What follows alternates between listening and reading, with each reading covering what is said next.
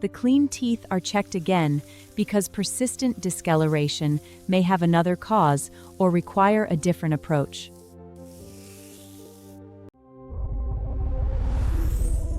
Worn enamel can gradually change the shape and appearance of a front tooth over time.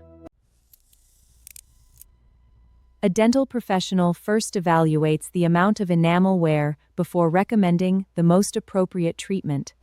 Enamel is the tooth's protective outer layer, and once lost, it does not naturally grow back.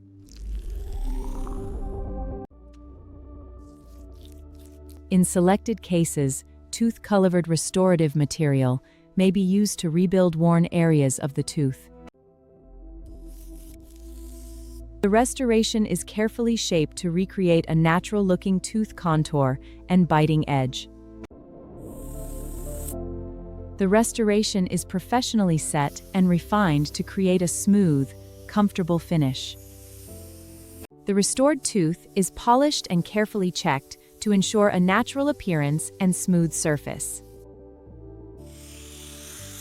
Professional restoration may improve worn enamel in suitable cases, but treatment depends on each tooth's individual condition.